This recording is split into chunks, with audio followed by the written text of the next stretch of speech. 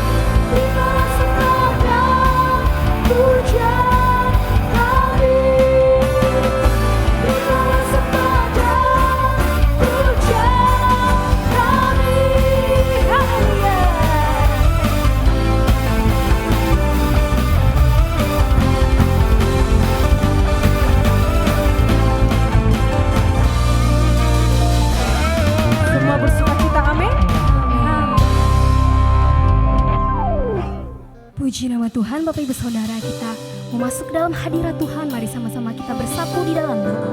Terima kasih Bapa, terima kasih Tuhan Yesus buat penyertaan-Mu Tuhan, buat kasih karunia-Mu yang masih boleh kami rasakan pada sore hari ini Tuhan Yesus.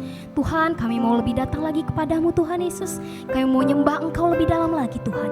Kiranya Kau jamah kami Tuhan Yesus, pribadi lepas pribadi Tuhan. Kiranya Bapa Kau berkati ibadah kami dari awal, pertengahan hingga pada akhirnya. Hanya di dalam satu nama, yaitu Tuhan Yesus Kristus. Mari Bapak Ibu Saudara yang percaya sama-sama kita katakan amin. Puji nama Tuhan, mari sama-sama kita mau sembah Dia. Sama-sama kita katakan.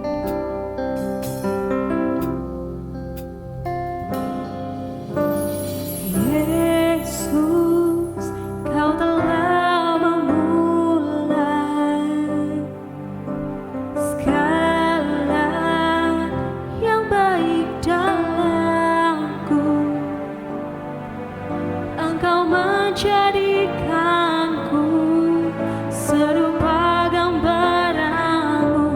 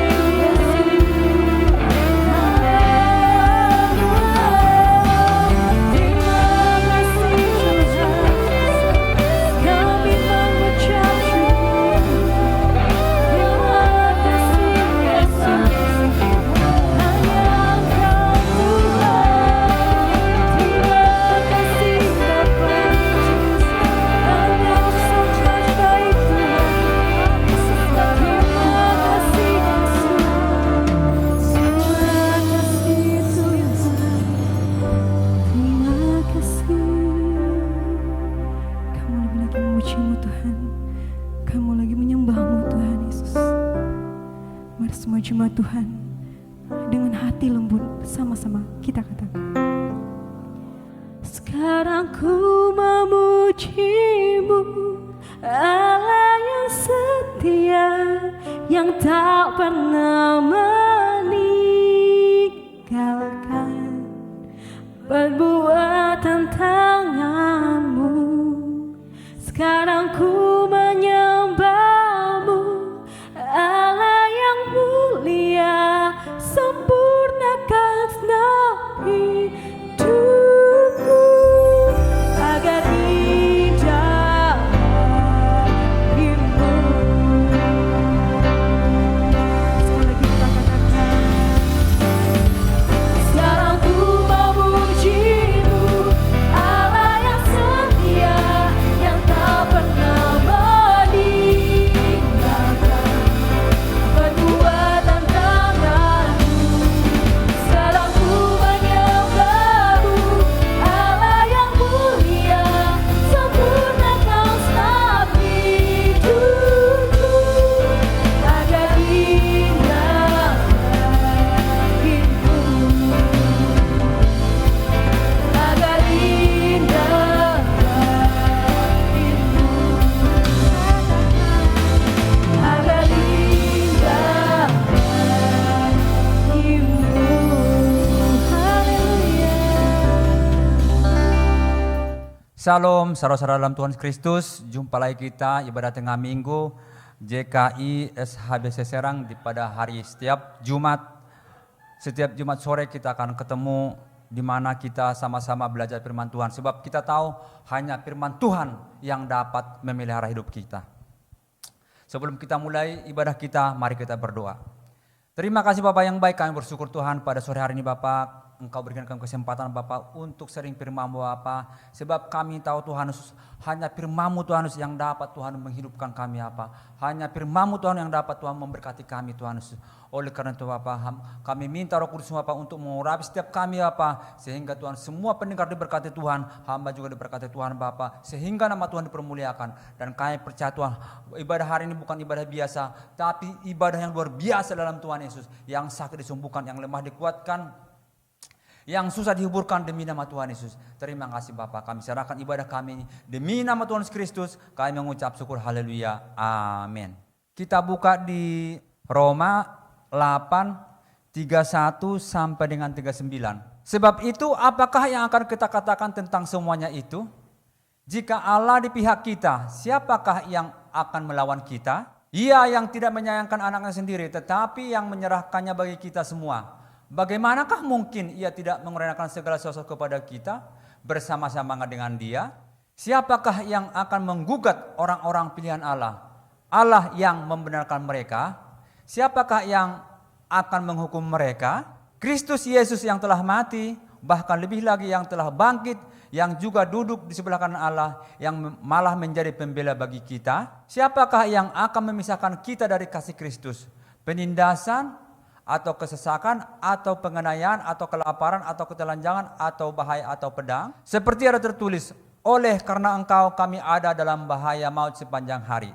Kami telah dianggap sebagai domba-domba sembelihan. Tetapi dalam semuanya itu kita lebih daripada orang-orang yang menang, oleh Dia yang telah mengasihi kita. Sebab aku yakin bahwa baik maut maupun hidup, baik malaikat-malaikat maupun pemerintah-pemerintah, baik yang ada sekarang maupun yang akan datang, atau kuasa-kuasa, baik yang di atas maupun yang di bawah, atau sesuatu makhluk lain, tidak akan dapat memisahkan kita dari kasih Allah yang ada dalam Kristus Yesus Tuhan kita. Amin, puji Tuhan. Di sini judul perikopnya keyakinan iman. Tapi yang menjadi judul khotbah saya pada hari ini adalah jika Allah di pihak kita. Jika Allah di pihak kita. Kita tahu bahwa jika Allah di pihak kita, kita menjadi orang yang luar biasa. Jadi saya sangat yakin bahwa jika Allah di pihak kita, kita menjadi orang luar biasa. Tidak akan khawatir, tidak akan takut, dan tidak akan takut menghadapi masa depan jika Allah di pihak kita. Cuman masalahnya, kita perlu bertanya kepada diri kita sendiri, apakah Allah di pihak kita? Itu menjadi pertanyaan saya. Jadi kita memang ngomong gampang. Jika Allah di pihak kita, siapa yang jadi lawan? Yang menjadi pertanyaan adalah, apakah Allah di pihak kita? Jadi kita tahu bahwa Allah itu kudus. Allah itu benar. Allah itu kasih. Allah itu tidak suka dosa. Jadi jika Allah itu kudus, jika Allah itu benar, jika Allah itu baik, maukah kira-kira Tuhan dekat dengan yang tidak kudus? Maukah Tuhan dekat dengan yang tidak benar? Maukah Tuhan dekat yang najis? Tentu tidak. Jadi kita harus yakin dan percaya dulu. Kita harus yakin dengan sangat supaya kita betul-betul hidup kudus, hidup benar. Dan saya yakin dan percaya jika kita hidup kudus, hidup benar, Allah di pihak kita. Jadi bukan berarti kita tidak berdosa, semua manusia berdosa. Tetapi kita punya Tuhan Yesus yang mengampuni segala dosa kita. Jika kita bertobat, datang merendahkan diri, maka dosa kita akan diampuni. Jadi kita pertama harus yakin dulu, harus percaya bahwa kita ini ada di pihak Allah. Terus yang menjadi kita akan mendapat berkat, kita akan mendapat begitu banyak berkat jika Allah di pihak kita.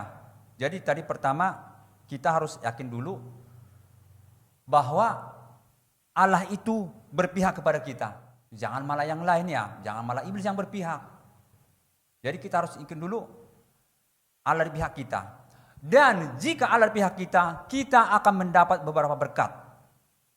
Yang pertama, jika Allah di pihak kita, tidak ada satu kuasa pun dapat melawan kita. Jadi di sini artinya lawan di sini bukan semata-mata manusia, bukan ya. Jadi lawan di sini bukan lawan yang kita ciptakan. Lawan di sini bukan karena kita buat dosa. Mungkin kita menyakiti orang, kita menipu orang, kita merugikan orang, kita memfitnah orang dan sebagainya. Jelas kita punya banyak lawan. Kalau kita bikin kecurangan, bikin masalah dan sebagainya, kita pasti punya lawan. Jadi kalau kita berpikir ini sangat salah besar. Itu terus terang itu bukan Allah di pihak kita. Saya percaya bahwa iblislah di pihak orang-orang yang seperti itu. Jadi artinya di sini bukan musuh yang kita ciptakan, tapi di sini dikatakan bahwa yang menjadi lawan kita adalah si iblis, si jahat. Jadi iblis itu tidak suka kita itu dekat-dekat sama Tuhan.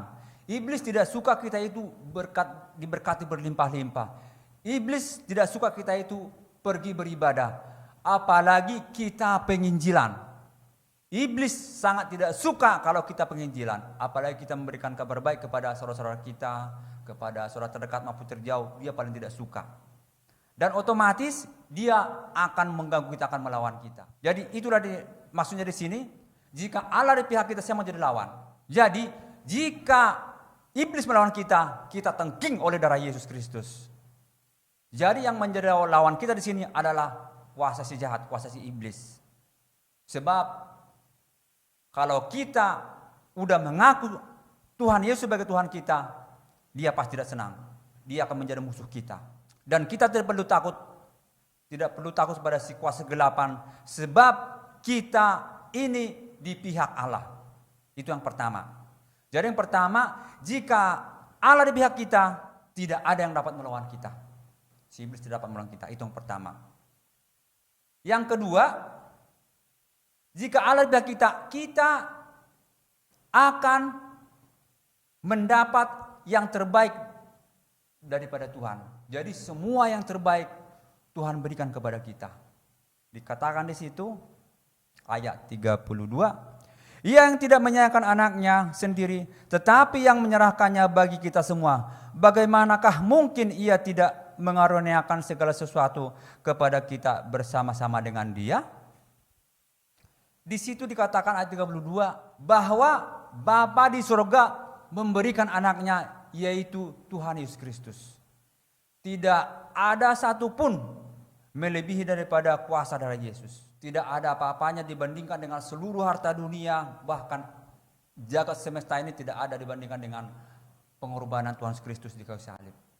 Jadi begitu besar kasih Allah buat kita semua, bahkan anaknya sendiri, anaknya yang tunggal dikasih buat kita.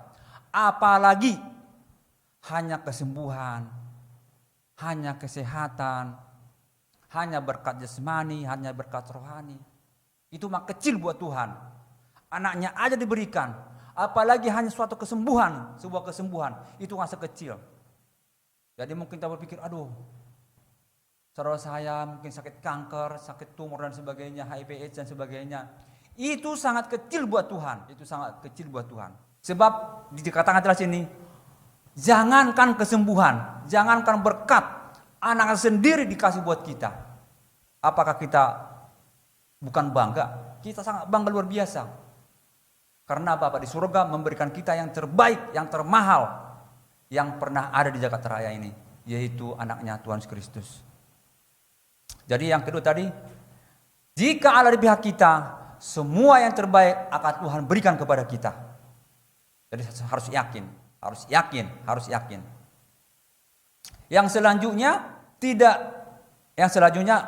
berkat yang selanjutnya, jika Allah di pihak kita, kita akan mendapat berkat, yaitu tak satu pun dapat menggugat atau menghukum kita. Jika Allah bagi kita, tak satu kuasa pun yang dapat menggugat kita, dapat menghukum kita. Sebab apa? Sebab kita punya pembela, yaitu Tuhan Yesus Kristus. Ada suatu kesaksian bagaimana kita itu dibelah Tuhan. Ada seorang hamba Tuhan di Surabaya. Dulu saya dengar khotbahnya waktu di Rangkas dulu. Dia dulu kerja di bank. Dia hasil penginjilan daripada Pak Pendeta Alek Abraham Tanu Saputra yang di Surabaya. Jadi kerja di bank, tapi dia bukan orang percaya. Dia bukan orang Kristen. Tapi karena kegigihan Pak Pendeta Alek, akhirnya dia jadi masuk Kristen, jadi terima Yesus. Tetapi setelah dia terima Tuhan Yesus, dia pun dikucilkan, bahkan difitnah di tempat dia kerja. Dia kerja di bank negara ya, salah satu bank negara besar pada masa itu, pada zaman dulu ya. Jadi dia difitnah lah. Tapi karena dia difitnah dan selanjutnya dia dipecat gitulah ya. Dan dia tidak punya uang lah. Mungkin untuk bayar pengacara tidak punya uang. Tetapi dia yakin bahwa jika Allah di pihak dia, tidak ada satupun yang dapat menggugat dia, menghukum dia. Dia buktikan firman ini, bahwa firman ini benar, ya dan amin. Dan dibawalah kasusnya ini, dia punya kasus karena dia masuk Kristen. Akhirnya dia digugatlah, dibawa ke pengadilan gitu loh. Sebenarnya nggak ada hubungan dengan pekerjaan, tapi karena mungkin karena lingkungannya dia nggak suka sama dia, dibikinlah suatu kasus. Akhirnya dia dipecat dan dia semacam harus ganti rugi. Karena dia berdua, akhirnya dia pun ikut ke persidangan. Jadi pembelahan Tuhan begitu nyata. Dari persidangan pertama dia menang.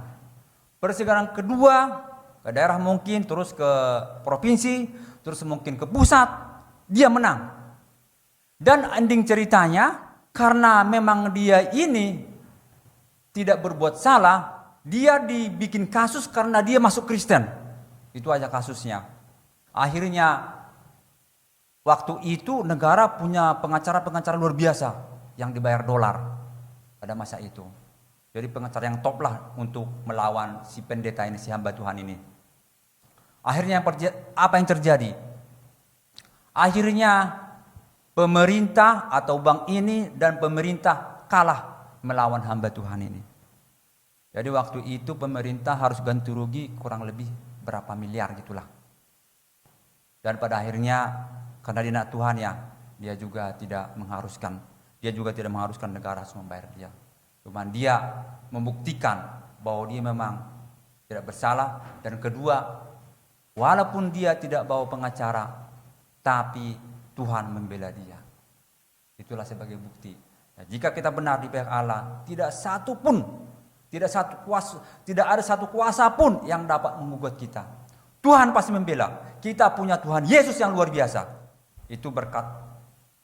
Terus berkat yang selanjutnya adalah kita punya pembela yang berkuasa di alam maut, di atas bumi, dan di surga. Ayat 34. Kristus Yesus yang telah mati, berarti dalam maut. Terus bahkan lebih lagi yang telah bangkit, berarti di bumi. Yang juga duduk sebelah kanan Allah yang maha pembela bagi kita. Jadi dia pernah ke alam maut. Jadi Tuhan Yesus pernah di alam maut, pernah di bumi, dan selanjutnya bangkit naik ke surga, dan sekarang di surga. Jadi dia berkuasa di alam maut, dia berkuasa di bumi, dia berkuasa di surga. Apakah kita tidak bangga? Kita punya pembela yang luar biasa. Mungkin kita sebagai manusia biasa, kita punya pembela mungkin seperti Hotman Paris, Hotman Sitompul dan sebagainya. Kita mungkin sangat bangga ya. Sangat bangga mungkin punya pembela seperti itu. Tapi di sini katakan kita punya pembela yang berkuasa di alam maut, di bumi dan di surga. Siapakah kira-kira yang dapat membuat kita? Jika kita punya pembela yang berkuasa di 3 wilayah. Kalau pengacara itu kan hanya berkuasa mungkin ya di alam nyata aja kan. Kalau ke Hotman Paris dan sebagainya, dia hanya berkuasa di alam nyata aja. Tapi kalau mungkin roh-roh jahat, beda lagi. Alam maut beda lagi.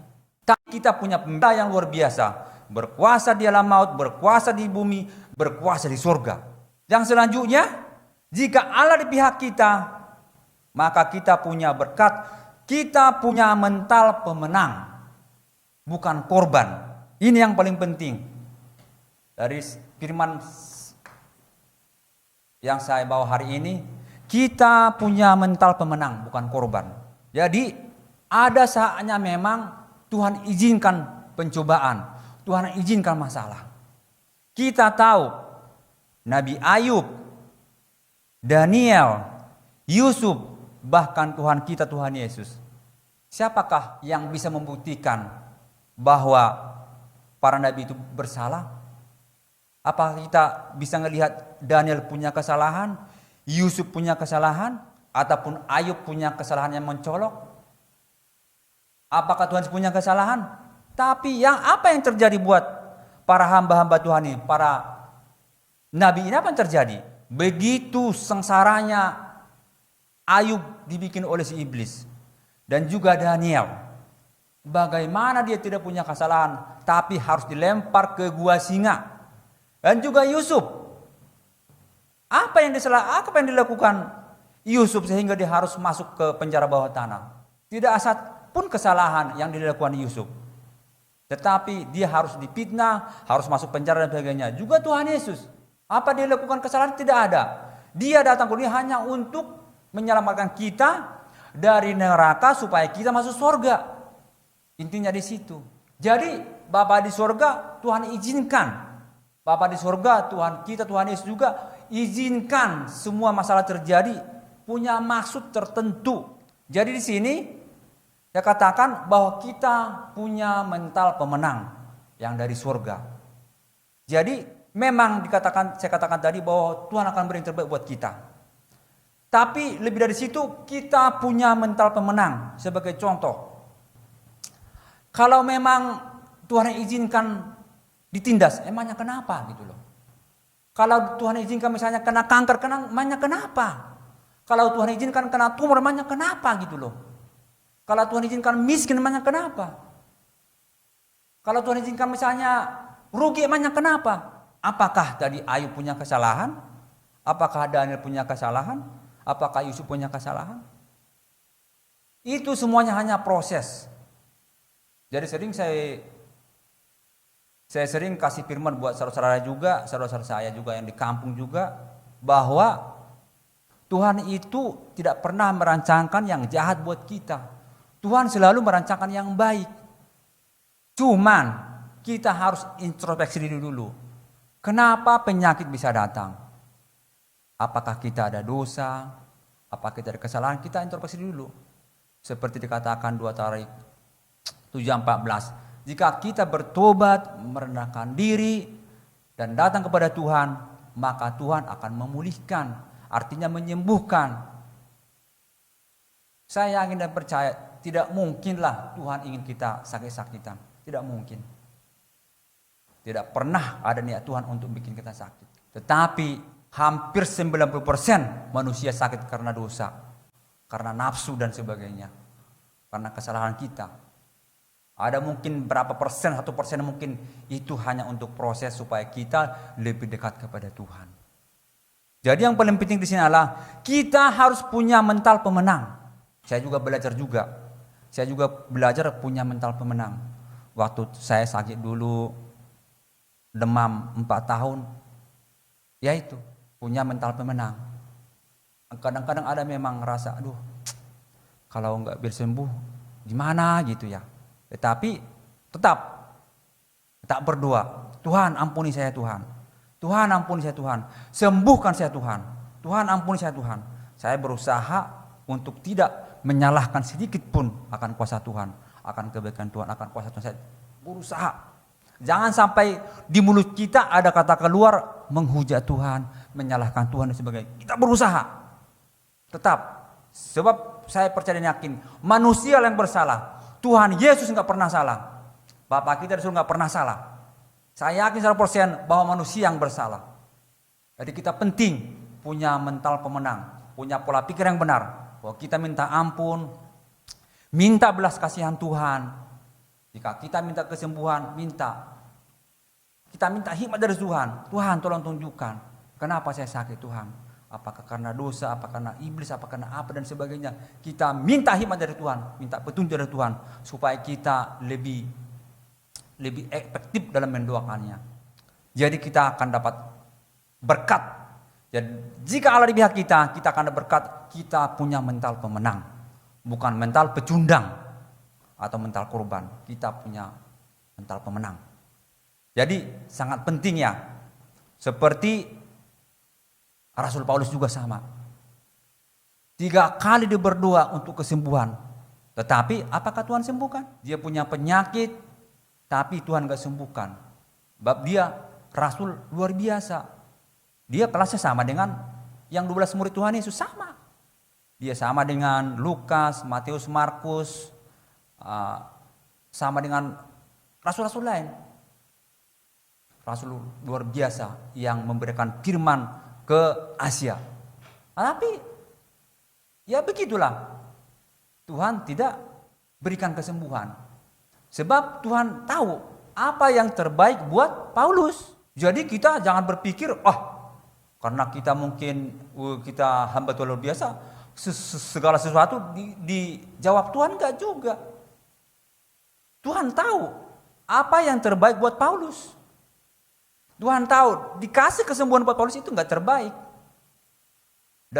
Belajar dari hamba Tuhan yang saya pelajari dari nabi-nabi Tuhan. Kenapa Paulus tidak disembuhkan Tuhan? Dan saya sangat setuju. Karena Paulus ini sangat pintar. Dia sangat luar biasa. Sangat pintar dalam hukum Taurat, dalam Alkitab. Dalam kitab-kitab dia sangat pintar. Kalau Tuhan sembuhkan dia akan kembali lagi berdosa. Itu kata hamba Tuhan itu. Jadi izinkan dia kelemahan supaya dia selalu bergantung kepada Tuhan Yesus. Supaya dia bergantung kepada Bapa di surga. Artinya di situ. Bukannya Tuhan enggak mau, cuman Tuhan tahu apa yang terbaik buat Paulus. Harus bikin di situ duri supaya dia selalu bergantung kepada Tuhan. Tapi itu kasus-kasus khusus lah, tidak semua lah ya. Itu kasus-kasus khusus. Tuhan tahu kok apa yang terbaik buat kita. Jadi kita harus, ini yang paling penting, kita harus punya mental pemenang. Tadi, jika memang sakit kenapa gitu loh. Jika memang miskin kenapa gitu loh. Jika memang melarat kenapa. Yang paling penting itu Tuhan di pihak kita. Yang paling penting kita dipenuhi Roh Kudus. Yang paling penting Tuhan jangan sampai meninggalkan kita. Yang terpenting dalam hidup kita adalah Roh Kudus. Yang kedua adalah surga. Buat apa kita memiliki dunia tapi masuk neraka? Buat apa kita punya keluarga dan sebagainya tapi masuk neraka? Jadi yang terpenting adalah Roh Kudus. Yang selanjutnya yang terpenting adalah surga. Yang selanjutnya, jika Allah di pihak kita, tak satu pun kuasa dapat memisahkan kita dari kasih Kristus. Jadi salah satu yang penting tadi adalah kasih Kristus. Jadi kalau kita udah dikasih Tuhan Kristus, kita udah pasti masuk surga. Kita udah pasti diselamatkan. Jadi itulah tadi bagaimana kita jika ada di pihak kita, kita menerima banyak berkat daripada Tuhan. Dan yang paling penting adalah kita harus tahu dulu, kita harus mengerti, kita harus paham bagaimana supaya Allah di pihak kita. Dan jika Allah di pihak kita, kita akan menerima berkat-berkat yang luar biasa. Puji Tuhan, mari kita berdoa. Terima kasih Bapak yang baik. Pada sore hari Tuhan kami telah belajar firman-Mu Bapa, di mana Tuhan Yesus firman-Mu mengatakan Tuhan Yesus bahwa jika Allah di pihak kami, siapa dapat melawan? Itulah Tuhan firman yang kami renungkan hal ini Bapa. Semoga firman-Mu ini Bapa dapat Tuhan Yesus membuka hati pikiran kami. Sebab kami Bapa sangat bangga punya Allah seperti Engkau Tuhan Yesus. Sebab Engkau Tuhan Yesus yang dapat Tuhan melepaskan kami daripada maut Tuhan Yesus. Terpuji-pujilah Tuhan Yesus. Bapa yang baik Tuhan Yesus, biarlah firman-Mu hari ini Bapa dapat memberkati semua Bapa. Dan juga hamba-Mu Bapa, Engkau berkati juga semua pendengar Bapa, Engkau berkati Bapa. Yang sakit disembuhkan Tuhan Yesus, yang lemah dikuatkan Tuhan, yang ragu-ragu diyakinkan oleh firman Tuhan Yesus. Sebab saya yakin percaya bahwa firman-Mu ini ya dan amin dalam nama Tuhan. Terpuji-pujilah Tuhan Yesus, berkati Tuhan Yesus gereja JKI Sabeh Serang Bapa, biarlah gereja-Mu ini Bapa menjadi berkat di Provinsi Banten Bapa, sehingga Tuhan banyak jiwa-jiwa diselamatkan. Terima kasih Bapa, demi nama Tuhan Kristus kami mengucap syukur, haleluya, amin. Puji nama Tuhan. Bapak Ibu Saudara, kita mau meresponi firman Tuhan. Mari kita angkat pujian.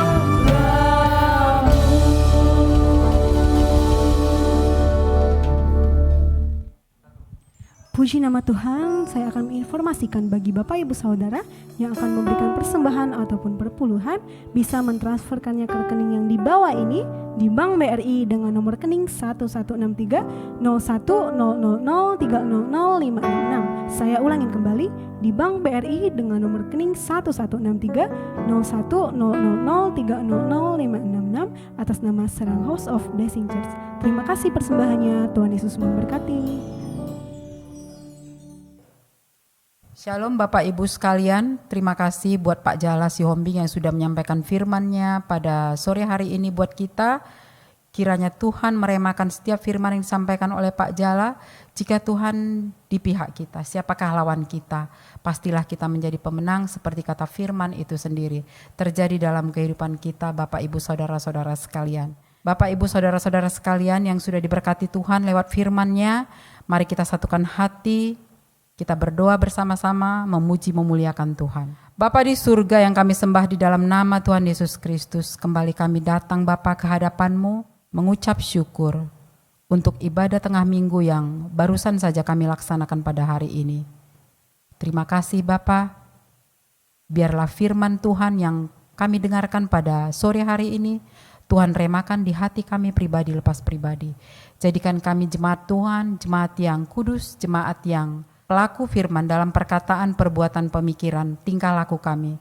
Sehingga kami memuliakan, membesarkan nama Tuhan. Bapa di surga, begitu juga berkati Pak Jala bersama keluarga, khususnya hamba-Mu Pak Jala yang barusan saja menyampaikan firman. Biarlah senantiasa Tuhan urapi Bapa, Tuhan berkati pelayanannya, Tuhan pakai lebih dahsyat lagi untuk kemuliaan kebesaran nama Tuhan. Berkati keluarganya, damai sejahtera memerintah, berkat tidak kekurangan. Bapa di surga, begitu juga pada sore hari ini kami bersepakat hati berdoa buat saudara-saudara kami Bapa yang mengalami sakit penyakit, kelemahan tubuh. Kami berdoa khusus buat saudara kami terkasih, Bu Marito Sitompul, Bu Neti Gultom, Pak Lamhot, Pak Domingus, Bu Marta. Kami berdoa di dalam nama Tuhan Yesus Kristus. Oleh bilur-Mu, sakit penyakit yang ada di tubuh mereka tahir. Tidak ada yang mustahil Tuhan. Kami beriman Tuhan. Biarlah belas kasih Tuhan ada pada saudara-saudara kami ini. Sehingga mereka boleh beraktivitas kembali Bapa seperti sedia kala Bapa. Boleh bersuka cita, memuji memuliakan nama Tuhan. Tuhan berkati para dokter yang menangani sakit penyakit mereka. Tuhan berkati obat yang mereka konsumsi Bapa. Supaya membawa kesembuhan paripurna bagi tubuh mereka pribadi lepas pribadi. Bapa di surga, begitu juga kami berdoa Bapa buat ibadah kami tengah minggu ini, kiranya Tuhan berkati senantiasa Bapa. Tuhan berkati lebih dahsyat lagi, boleh memberkati banyak orang. Berkati hamba-hamba-Mu pembicara firman, pendoa syafaat. Kami juga berdoa Bapa buat ibadah kami Bapa di JKI SHBC Serang yang setiap minggu kami adakan jam 4 sore Bapa di Kopassus. Kiranya Tuhan memberkati Bapa ibadah ini supaya semakin ibadah yang kudus, ibadah yang memuji memuliakan nama Tuhan, ibadah yang menarik jiwa-jiwa yang hilang, ibadah yang menyatakan kebenaran firman. Begitu juga Bapak Gembala kami, Ibu Gembala kami, Pak Andis Bayang dan Bu Enda bersama anak mereka Lukas Lovanda. Tuhan berkati Bapak pelayanan mereka, Tuhan pakai lebih dahsyat lagi untuk mempermuliakan nama Tuhan. Tuhan urapi lidah perkataan mereka. Biarlah Tuhan jemaat yang digembalakan menjadi jemaat yang kudus, jemaat yang siap ke surga di dalam nama Tuhan Yesus Kristus. Bapak Surgawi, kami juga berdoa buat tim-tim pelayanan lainnya, hamba-hamba Tuhan lainnya. Tuhan berkati juga Tuhan pelayanan mereka seperti tim musik, tim multimedia, tim worship leaders, dan juga pelayanan-pelayanan guru sekolah minggu. Tuhan berkati Tuhan, biarlah semuanya untuk kemuliaan kebesaran nama Tuhan, untuk menyampaikan firman Tuhan, sampai semua lidah tahu, sampai semua lidah mengaku, semua lutut sujud bahwa Engkaulah satu-satunya juru selamat Tuhan Yesus Kristus. Bapa di surga, kami juga mau berdoa buat program rencana gereja Bapa untuk membangun gereja sendiri. Kiranya Tuhan berkenan, kiranya Tuhan membukakan pintu-pintu hati yang siap bergerak untuk program pembangunan gereja ini. Kiranya Tuhan berdaulat atas program itu supaya semuanya berjalan dengan lancar, seturut dengan kehendak-Mu Bapa. Kami juga berdoa Bapa di surga buat saudara-saudara kami seiman Bapa di dalam jemaat, di dalam rumah ibadah JKI SHBC Serang yang mungkin banyak pergumulan. Kiranya Tuhan mengurapi Bapa setiap keluarga-keluarga yang punya pergumulan. Kiranya Tuhan memberikan kekuatan karena Engkaulah sumber kekuatan Tuhan. Jika kami di pihak-Mu, kami akan dimampukan Bapa menghadapi segala pergumulan-pergumulan. Bapa di surga, berkati setiap keluarga jemaat-Mu Bapa. Tuhan berkati suami istri ada damai sejahtera. Tuhan berkati anak-anak menjadi anak yang baik, anak yang cerdas, generasi Daniel, takut dan gentar akan Tuhan. Berkat berlimpah tidak kekurangan.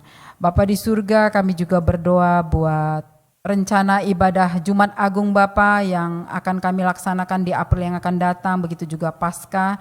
Kiranya Tuhan memberkati acara ibadah Jumat Agung dan Paskah, biarlah Roh Tuhan bekerja, biarlah Tuhan berdaulat atas ibadah itu Bapa, dari awal sampai akhir Tuhan yang berdaulat. Kami juga berdoa Bapa di surga buat rencana pernikahan anak kami Lovanda Sebayang bersama Evan. Biarlah Tuhan berkati pernikahan kudus ini Tuhan, dari awal sampai akhir Bapa, yang Juli akan dilaksanakan. Tuhan berkati setiap keluarga kedua mempelai Bapa, ada damai sejahtera dan biar Tuhan berdaulat sehingga Bapa pernikahan ini pernikahan yang membawa kemuliaan bagi nama-Mu, memberkati banyak orang di dalam nama Tuhan Yesus Kristus. Kami juga berdoa Bapa di surga buat bangsa dan negara kami Indonesia, terutama kota di tempat kami tinggal yaitu Banten, Cilegon, Serang. Tuhan berkati Bapa negara kami ini Indonesia, Sabang sampai Merauke, begitu juga kota kami, kota Serang, Cilegon. Tuhan berkati Bapa. Para pemimpin bangsa kami, terutama Pak Jokowi Presiden kami, Tuhan berkati Bapa, memimpin dengan baik dan benar, mencintai rakyatnya, takut akan Tuhan. Begitu juga Tuhan berkati tanah, air, laut, udara bangsa kami ini Bapa, supaya menjadi berkat bagi bangsa kami ini sendiri. Dan jadikanlah kami bangsa Indonesia, bangsa yang cinta damai, bangsa yang tunduk pada pemerintah, bangsa yang takut dan gentar akan Tuhan. Sehingga Tuhan kami menjadi bangsa yang diurapi, bangsa yang penuh damai sejahtera, bangsa yang bisa menginspirasi bangsa lainnya sehingga nama Tuhan dimuliakan. Bapa di surga, kami juga mau berdoa Bapa buat Tigan yang ada di kampung, biar Tuhan berkati Tuhan di masa tuanya senantiasa ada damai sejahtera, sukacita, sehat Tuhan, di masa tuanya ada pemeliharaan Tuhan, di dalam nama Tuhan Yesus Kristus. Bapa di surga, kami juga berdoa Bapa buat saudara-saudara kami Bapa, orang-orang yang mungkin tidak terperhatikan Bapa, fakir miskin, orang-orang yang berada di panti asuhan, kiranya Tuhan peduli, Tuhan pakai orang-orang Tuhan untuk boleh menjadi berkat bagi mereka. Terima kasih Bapa di surga, sempurnakan doa kami ini Bapa. Jadilah kehendak-Mu atas seluruh doa dan permohonan kami. Ampuni kami Bapa akan kesalahan kami, seperti kami juga sudah mengampuni orang-orang bersalah kepada kami. Hanya di dalam nama Tuhan Yesus Kristus kami sudah berdoa dan mengucap syukur. Saudara-saudaraku, mari sama-sama kita katakan amin. Bapa yang baik, kami datang lagi hadapan Bapa mengucap syukur Tuhan Yesus. Tuhan Yesus yang baik, pada saat ini Bapa kami telah selesai Bapa. Tuhan Yesus mendengar firman Bapa, dan sebelum kami pulang Tuhan Yesus, kami juga Tuhan memberdoa Bapa, supaya Tuhan Yesus, kami semua diberkati Tuhan Bapa dalam Tuhan Yesus. Kami semua yang sakit disembuhkan dalam Tuhan Yesus, yang miskin diberkaya Tuhan Yesus, yang lelah dihiburkan dalam Tuhan Yesus. Bapa yang baik, kami telah mendengar firman Bapa, sebab firman mengatakan, jika Allah di pihak kami, siapa yang melawan? Oh Tuhan Yesus, itulah dari firman Tuhan Yesus, jika Allah di pihak kami, tak satu pun kuasa dapat melawan kami Tuhan Yesus. Dan juga jika Allah di pihak kami, semua yang terbaik diberikan kepada kami Tuhan Yesus. Jika Allah di pihak kami, tak satu pun dapat menghujat, menggugat, menghukum kami Tuhan Yesus. Jika Allah di pihak kami, kami punya pembela yang luar biasa. Dan jika Allah di pihak kami punya mental pemenang. Terima kasih Bapa, terima kasih Tuhan Yesus. Biarlah firman-Mu ini Tuhan Yesus, boleh Tuhan Yesus memberkati kami semua Bapa, di dalam nama Tuhan Yesus. Sebelum kita pulang, kita memberkati Tuhan. Tuhan memberkati engkau dan melindungi engkau. Tuhan menyertai engkau dengan wajah-Nya dan memberi engkau kasih karunia. Tuhan menghadapkan wajah-Nya kepadamu dan memberi engkau damai sejahtera dari sekarang sampai selama-lamanya. Yang percaya, mari kita katakan amin. Puji nama Tuhan, ibadah kita selesai. Sampai jumpa ibadah minggu depan. Tuhan Yesus memberkati.